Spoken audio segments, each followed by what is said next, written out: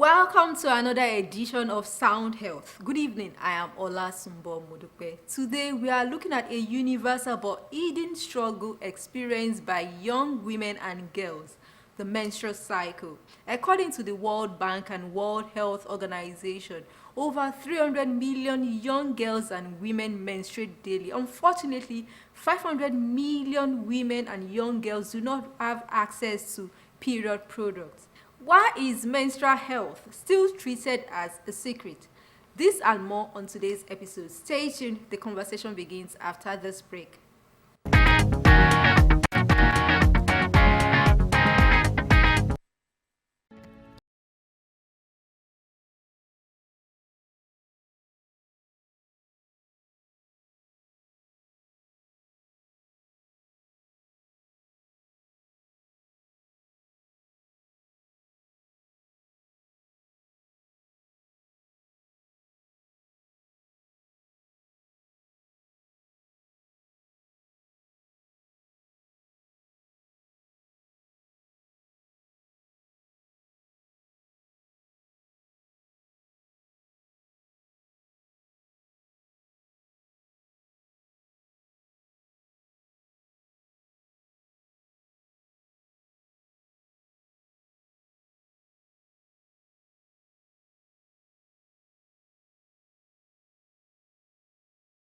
Television. Joining us via Zoom this evening is Ayo Bello Awodoyin, co-founder Frontline and Female Genital Mutilation Movement, and she is going to tell us all we need to know about menstrual health and hygiene. Good evening, Ayo Bello Awodoyin, and thanks for joining us. Good evening. Thank you for having me. Why is menstrual health and hygiene so important, and why do we still treat it as a secret? Thank you very much for that question. Menstrual hygiene is very important, and because it is a natural experience, it is a natural reproductive process of women. It is something that is crucial into reproduction, and people are quiet about it because of, I would say, the culture of silence and hypocrisy, which is not just limited to menstruation, but other aspects, of being a woman. Women have been taught how to protect themselves, how to cover themselves, how, in as much as women are sacred, I would say that there's been an extreme spot as to protecting women such that there is no voice, such that there is gap in information, such that there is a huge gap in communication. So I believe this is one of the reasons. There are religious myths surrounding menstruation. There are cultural myths surrounding menstruation that are shaping and affected how people treat menstruation. But I'm grateful and I'm glad that more than ever, there's been lots of conversation surrounding menstrual health education, which is very keen, not just for women, but also for men. Some of it includes the campaign to end period poverty, but most importantly, I think it's just about knowing the basics of what menstruation is about, and that it is not a sin, it is not something to be shameful about.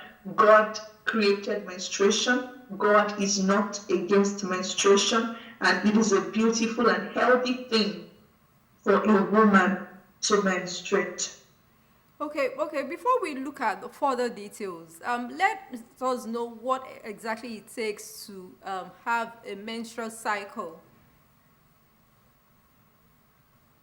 Okay, so menstrual cycle begins from puberty. I mean, that's one of the early signs of puberty. Now we have children as young as maybe 9 years old menstruating. So menstruation starts between ages 9 to 18, depending on, your biological makeup, which can be highly dependent on your nutrition, your genes, basically those are the factors that are shaping how early menstruation can be, and it is a very crucial part. So it is just basically knowing that now you can now reproduce, and it is the shedding of eggs that were not fertilized to produce baby. So menstruation is a very good thing. It is a sign that a woman can carry a child.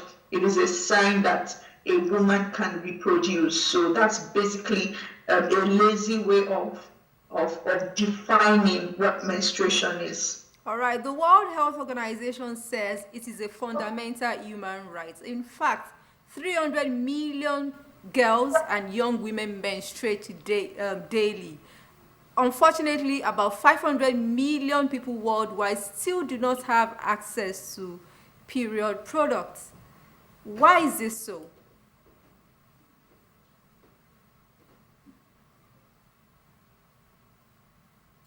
Very I think it's very, very important. We have people menstruating every day and they don't have access to this product either because they're expensive or they are not accessible. There are three basic things that are important when a woman is menstruating. Okay, number one, information and education. She needs to understand what is happening in our body.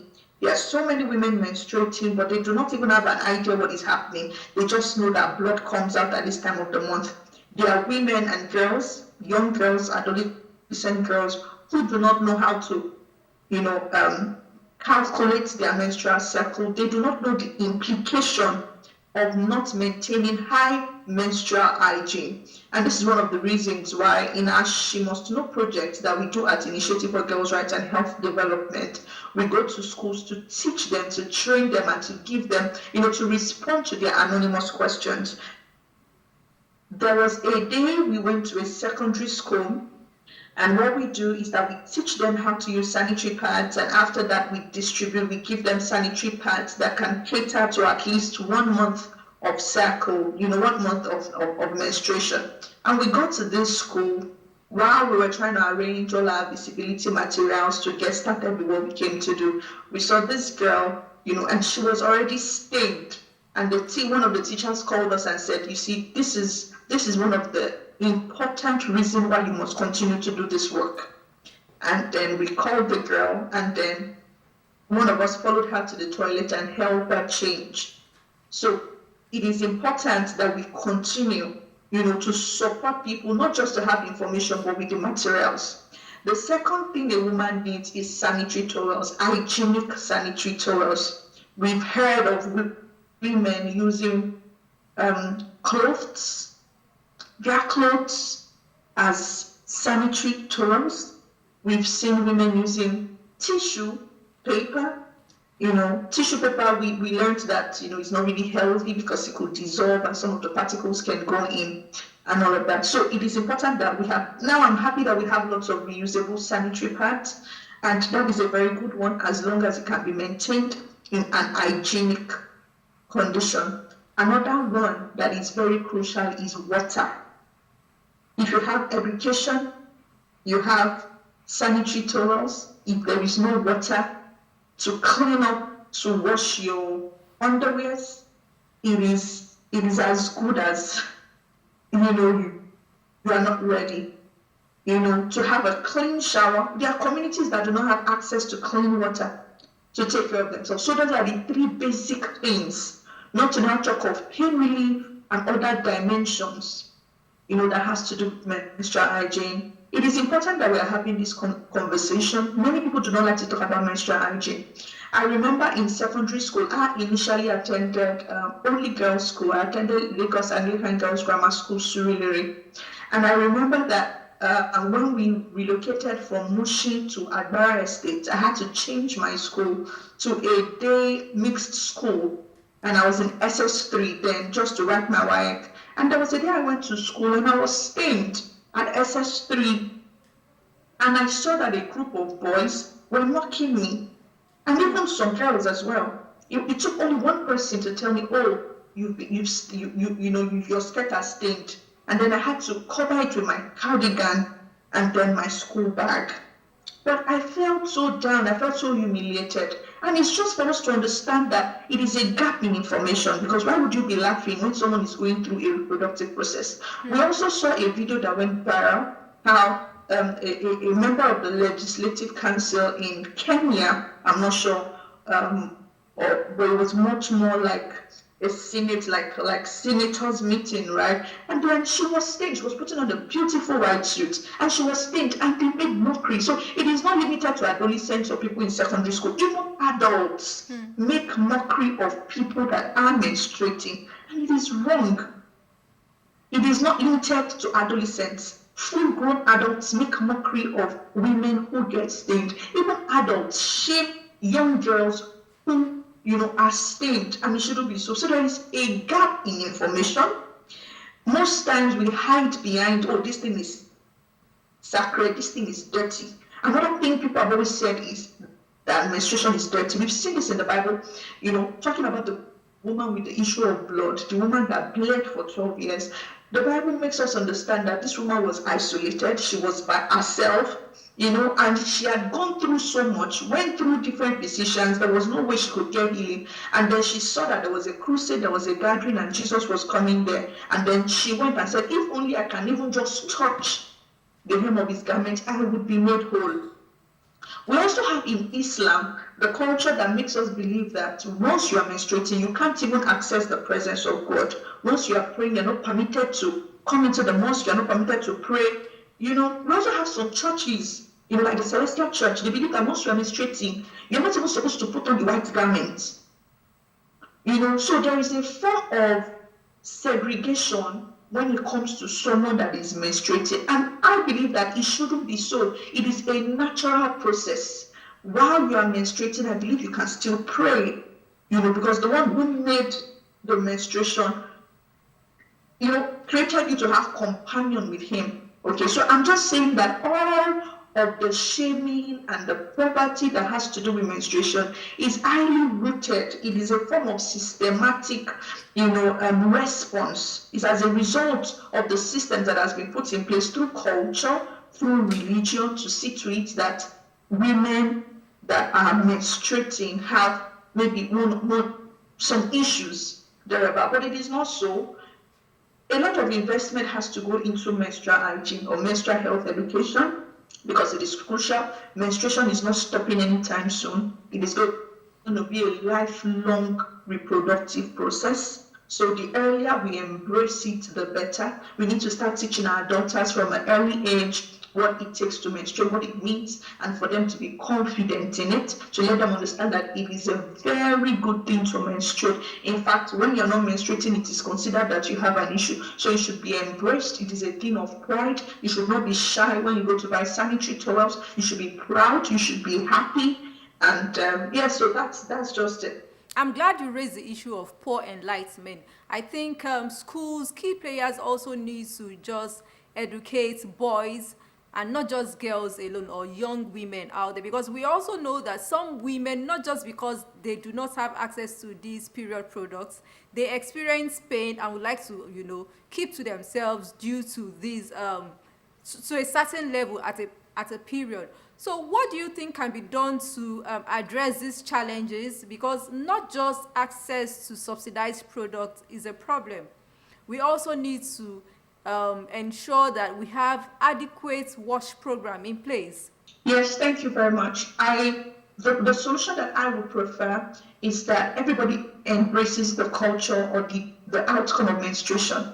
Okay, the solution that I would prefer is that everyone embraces menstruation as a natural thing. It is a beautiful biological process. And one of the ways we all can contribute to it is to make sure that all hands are on deck. We should get to a point where you can walk into a restaurant, you go to the bathroom, you're not only seeing toilet rolls, but you are seeing sanitary pads. You walk into a supermarket and you can see sanitary pad. You walk into an airport and you can see sanitary pad. No woman should be stranded because she's menstruating. Menstruation is normal and it should be catered for because no one asked for it. There was a particular campaign that trended at some point that was saying that, menstruation, sanitary pad is expensive, is free, something like that. In as much as they are not parallel, we can have sanitary pads being subsidized. Okay, we can also see to it that private organizations and institutions see to it that they contribute to this end period poverty campaign by putting sanitary pads in their toilets, just as they put hand washes, just as they put toilet rolls. Let a woman who sees her period just walks into any institution that has a restroom and she can find sanitary pad there. I think that is where it begins from. You have a school, you have a restaurant, keep sanitary pad there. At our office at IGRHD, we keep sanitary pads. All right, your final words as we So wrap in up case now. you just walk in and you find out that you're sick, I think that's where it is. All right, your final words now as we wrap Yeah. up. Well, my final words is that menstruation is beautiful. No woman should be shamed for menstruating. It's just like being shamed for being dark or being light skinned. It is a natural process, and we must all come together to see to it that we help that woman, help that girl to build confidence. Menstruation shaming has been one of the root causes of poor self-esteem in women. Dirty, feeling nasty. So I want every girl out there to understand that it is a beautiful thing to menstruate. It shows that you are okay. Menstrual health remains a fundamental human right and must be a thing of pride. Improved education, access to period product, and wash program are required to improve menstrual health and hygiene. Thank you so much, Ayodeji Bello Awodoyin, for your time and expertise on sound health. Thank you so much. Thank you for having me. Thank you. I have been speaking with Ayodeji Bello Awodoyin, co-founder, Frontline and Female Genital Mutilation Movement, on menstrual health and hygiene, how we need to improve and scale up menstrual health and hygiene. Sound Health continues with trending health report from around the world. Please stay tuned.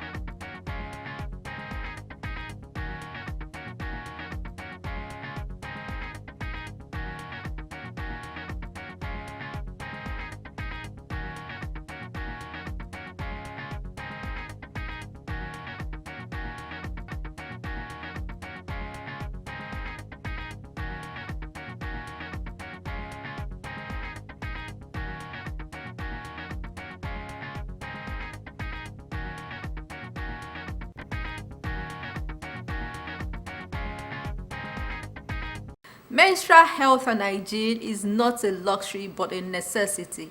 End period stigma. This is why we say thank you on today's episode of Sound Health. For comments and inquiries, or you have topics you'd like us to treat, please send SMS to 00358266603 or follow us on social media at Lagos Television #Sound Health. A sound health is a sound mind. Make healthy living your choice. Lovely.